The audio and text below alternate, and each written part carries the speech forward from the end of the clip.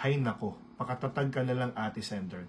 Actually, ang kanya kasing pinuntahan ay trabaho.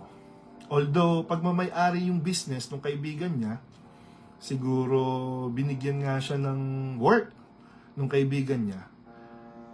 Pero hindi mo naman kailangang bigyan or tanawin talaga ng utang na loob. Oo, tumanaw ka pa rin ng utang na loob, pero hindi siguro ganun kalalim. Kasi yung kinita mo or yung kinikita mo dun sa pinagtrabahuhan mo, dun sa friend mo, is pinaghirapan mo naman eh, di ba?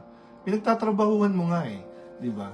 So, hindi rin nila kailangan or dapat isumbat, di ba? Tsaka kung tumutulong ka sa isang tao, tumulong ka ng walang panunumbat. Pagdating ng time, kahit magkaaway man kayo or magkagalit, magkatampuhan, tulong is tulong, hindi mo kailangan sumbatan. Di ba?